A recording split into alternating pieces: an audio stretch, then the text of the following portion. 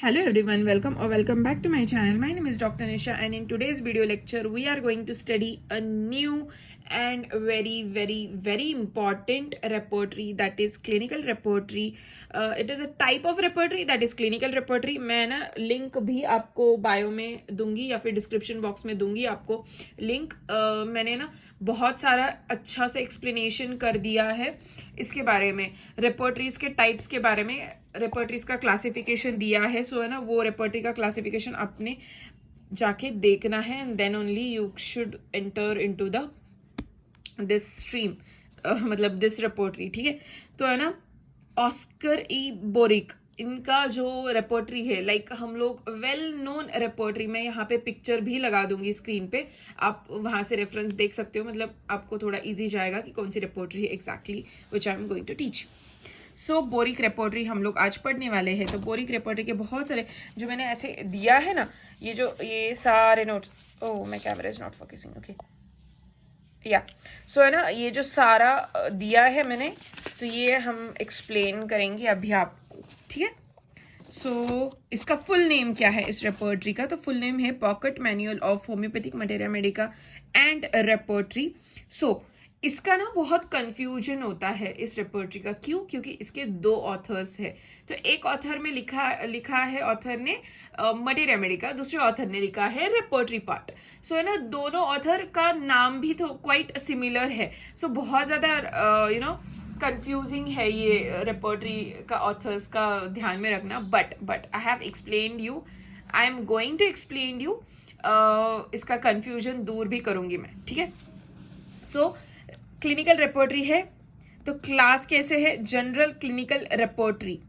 Okay, सो है ना, class कभी भी पूछा जाए तो है ना, क्लिनिकल रेपर्टरी लिख के छोड़ नहीं देना है. जनरल क्लिनिकल रेपर्टरी है ये. ठीक है, so let's go. bedside clinical repertory which has been attached to homeopathic materia medica by William Borick MD. So है ना, इसका हम लोग अच्छे से देख लेते हैं. It is publish in the year 1927. ठीक है, 1927 में ये पब्लिश हुआ है. इसका MM पार्ट विलियम बोरिक ने लिखा है, रेपर्टरी पार्ट ऑस्कर बोरिक ने लिखा है.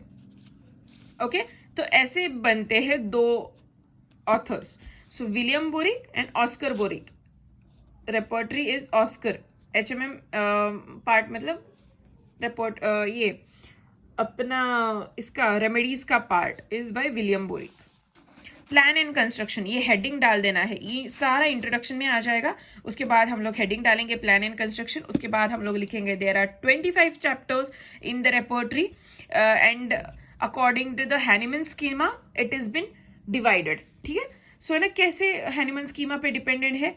एज पर मटेरिया मेडिका प्यूरा, उनका जो भी कोई ड्रग्स पिक्चर है वो सारा मटेरिया मेडिका प्यूरा का रेफरेंस लेके हुआ है. फिर it is an anatomical schema उन्होंने बहुत दिया है. फिर rubrics are arranged in alphabetical order, remedies are arranged in alphabetical order, headings and subheadings are also arranged in alphabetical order, index is arranged in alphabetical order.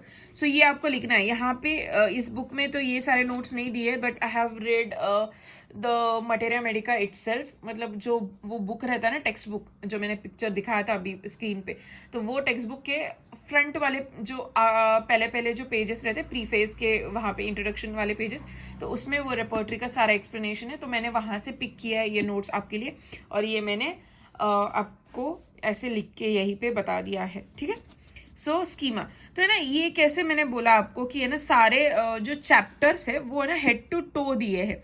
Like हैनिमन sir ने कैसे बताया कि है ना, कभी भी रेमेडी ऐसे ही नहीं पढ़ते हम लोग, हेड टू टो पढ़ते हैं उस रेमेडी का. मतलब हम लोग पेशेंट को एज अ होल देखते हैं. होल मतलब क्या आता है पेशेंट का, from head to toe every symptoms it should be covering.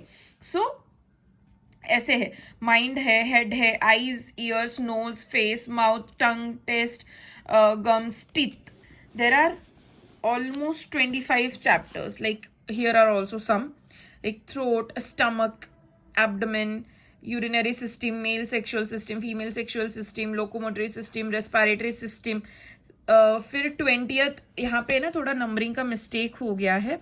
So 20th is circulatory system. फिर 21st is skin, fever, nervous system, generalities, modalities, that is amelioration and aggravation.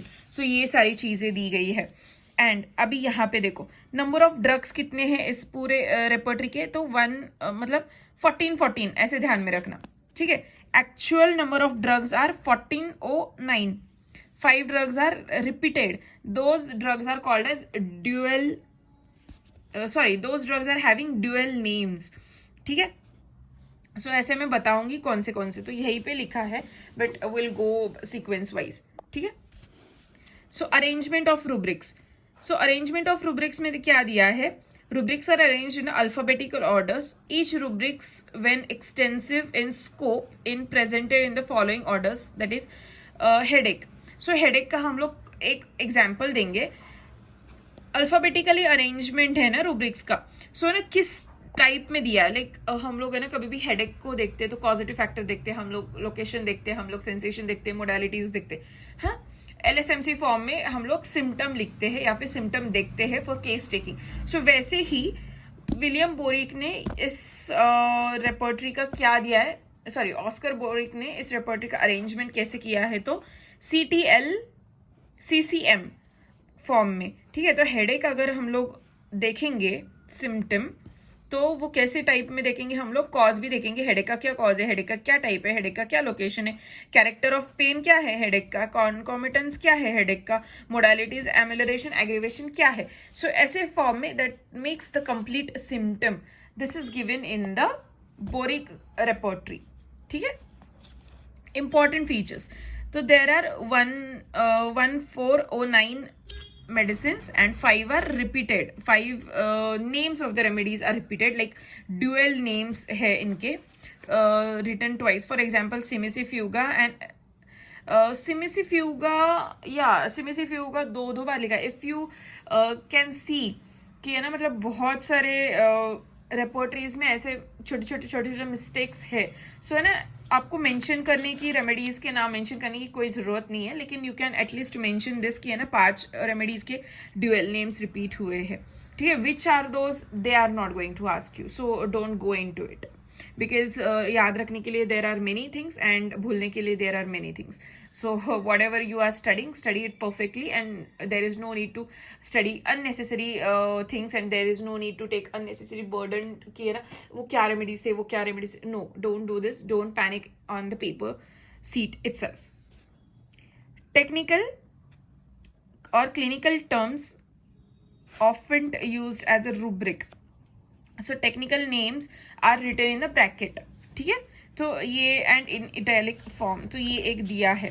फिर उसके बाद हम लोग टाइपोग्राफी देखेंगे. तो इसमें टाइपोग्राफी में है ना 2 ग्रेड्स दिए हैं, लाइक इटालियन एंड रोमन. तो Italian is first grade, that is 2 marks, and Roman is second grade, that is 1 mark.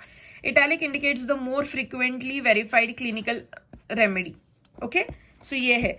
तो MM published in the year 1906, repertory is published in the year 1927. ये भी ध्यान में रखना, ये एक क्विक नोट है आपके लिए. देन हम लोग आगे देखेंगे. 2 types of typography दिया है जो मैंने आपको बता दिया. Okay, so this is something quite you need to pay attention to, that is additions. So boric के additions कितने हैं? So there are, I'll not count as a 3 editions, but there is first edition which is published in the year 1906. Later the subsequent editions were published in the year 1912, 1916, 1922. यहाँ तक MM ही था सिर्फ इस repertory में, इस book में सिर्फ MM का ही पार्ट था यहाँ तक 1922 तक. लेटर एडिशन में 1927 में इंडियन एडिशन में जिसे कहा गया है, तो ऑस्कर बोरिक का भी पार्ट ऐड हो गया, that is repertory part. So 1927 में that is Indian edition which is published by B. Jain Publishers. So यहाँ तक ना बहुत सारे थोड़े रेपर्टरीज के पार्ट्स लिखे थे, मतलब MM के साथ थोड़ा बहुत रेपर्टरी, फिर MM के साथ थोड़ा बहुत रेपर्टरी इन एडिशंस में. सो जो फाइनल एडिशन था सबका कंपाइलेशन एडिशन 1927 में हुआ, जहाँ पे रेपर्टरी के साथ MM भी ऐड हुआ और रेपर्टरी भी ऐड हुई विथ एवरीथिंग, कंप्लीट इंडेक्स भी ऐड हुआ, एवरीथिंग. ठीक है, सो या this was it. This was one small clinical repertory, that is pocket manual of homoeopathic materia medica and repertory by William boric या फिर ऑस्कर बोरिक, बोथ बोरिक्स। तो है ना, ये जो रेपर्टरी है ये 5 मार्क्स के लिए, 10 मार्क्स के लिए आ सकती है। इसके चैप्टर्स आपको याद में रखने ही पड़ेगा because it can ask and the arrangement part can be asked for 2 marks.